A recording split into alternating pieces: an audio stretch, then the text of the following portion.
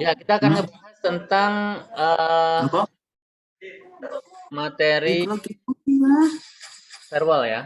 Materi firewall ya, menuliskan tadi kita masuk ke firewall ya, fungsi-fungsi firewall tadi udah kita jelaskan ya.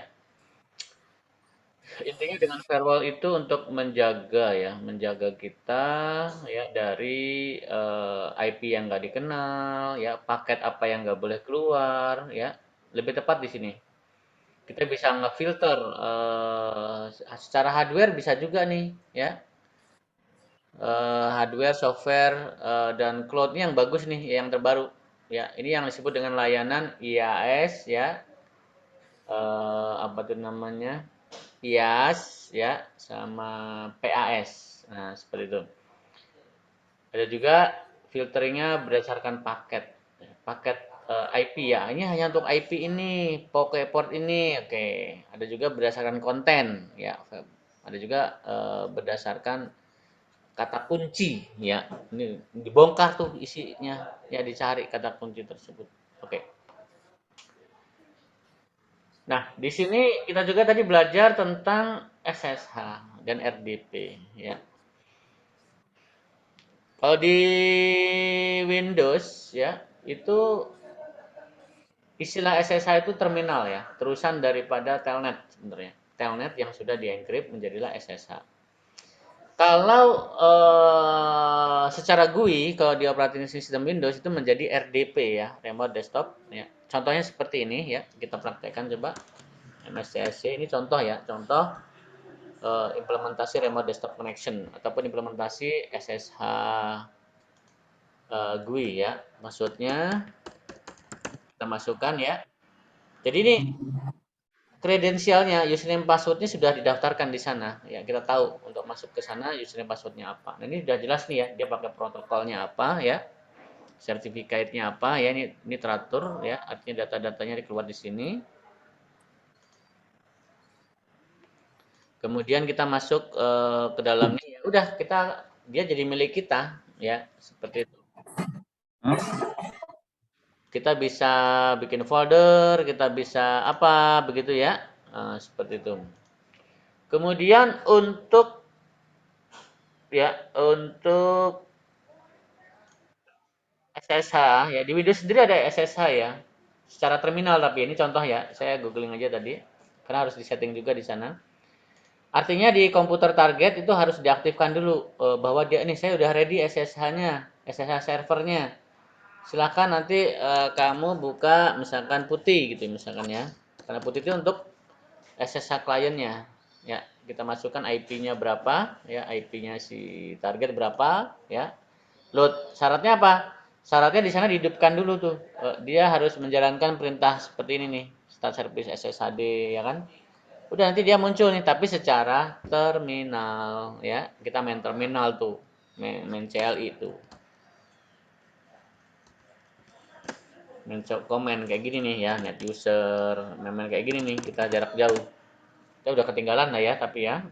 Karena kan sekarang udah model GUI lebih praktis, lebih cepat, lebih mudah. Seperti itu. Gambarannya seperti itu. Oke. Kita lanjut kembali cara kerja SSH klien oke sudah tadi ya. Oke, firewall juga sudah. Nah, kita langsung masuk cara kerja untuk melindungi perangkat komputer. Lakukan penyaringan filter paket. Oke, proxy paket, inspeksi set full. Oh ya sudah nih mas, nggak ada masalah ya. Ini hanya uraian-uraian saja, nggak ada masalah. Artinya ya, artinya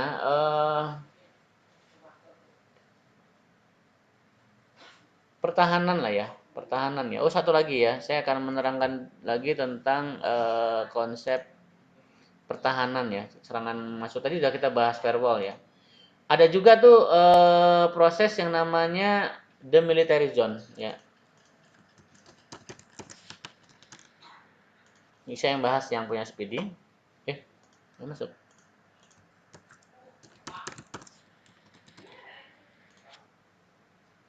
Ya, di sini ada fitur. Ini sebenarnya bukan firewall ya, tapi emergensi ya. Kalau memang dia mau benar-benar meminimalisir serangan dari luar ya, karena kita nggak tahu serangan dari luar itu gimana ya. Di sini ada fitur yang namanya DMZ. the military zone, ya, zona keamanan, nah, misalkan gitu. Nama WAN kita ini yang ke Speedy, nah ditulis di sini nih. IP apapun, misalkan ya, misalkan kita tulis ya 0.20.20.20, IP apapun, ya. Oh sorry, ini target ya. Jadi gini, IP apapun dari luar masuk ke dalam, sama dia dibelokkan. Misalkan kita punya suatu komputer ya, komputer khusus server firewall, kita belokin ke sana tuh.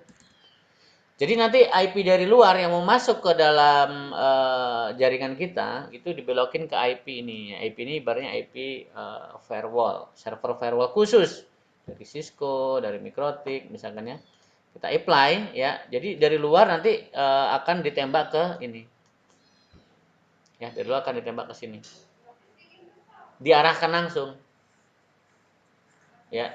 Berarti yang ini nggak dipakai dong. Firewall ini firewallnya yang di sini tetap bisa dipakai untuk yang dari dalam keluar, ya, ngefilter data apa nggak boleh, buka ini nggak boleh, antisipasi.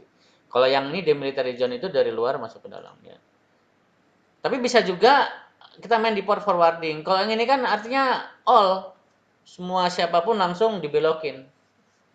Itu bos atau bukan bos dibelokin semua. Tapi kalau port forwarding, ya, ya itu ibaratnya DMZ versi ringannya. Maksudnya gimana? Artinya misalkan ya dari luar ini misalkan ya antisipasi cyber misalkan protokol TCP ya IP public disebutin di sini ya IP public apapun ya dari port mana dia masuk 80 atau 80 misalkan ya 80 sampai atau semua atau enggak ditulis berarti semua nanti dibelokin ke IP komputer mana port mana ya atau kita spesifik 80 misalkan. Jadi dari komputer manapun saat mau masuk ke dalam nanti dibelokin ke IP ini misalkan. IP kita yang ada SAMPP misalkan. Ini artinya komputer kita ya walaupun jalannya di localhost webnya dari luar bisa mengakses dari luar negeri, dari Eropa, dari Australia, dari Singapura, ya, dari Bali, Sumatera itu tembak IP publik kita nanti langsung dibelokin ke SAMPP kita di sini ya. Nanti SAMPP kita kebuka ya. Seperti ini jadinya misalkan. Nanti kebaca SAM-nya ya. Langsung muncul ke web kita. Ya, tinggal diarahkan ke port berapa nanti tinggal diganti aja nih indeksnya yang nembak ke web kita. Jadi IP kita menjadi IP publik lokal. Ya, biasanya sih kapal forwarding itu bukan untuk ke proxy-nya ya, bukan untuk apa? Ke firewall-nya tetapi untuk mengarahkan aplikasi. Misalkan kan pengen ngebaca sensor di rumah. Sekarang sensornya berapa? Ya berarti di setting per forwarding-nya. Ya. Tapi di sini sisi yang mau digarisbawahi adalah sisi DMZ. Oke. Gitu ya. Jadi ada DMZ, ada port forwarding dan ada ini contoh implementasi firewall ya. Firewall di Speedy contoh ya, seperti itu. Oke, saya kira nggak ada masalah ini. Tadi kita udah praktek ini ya, teknik kripto yang modelnya kompresi ya. Ada istilah lagi ini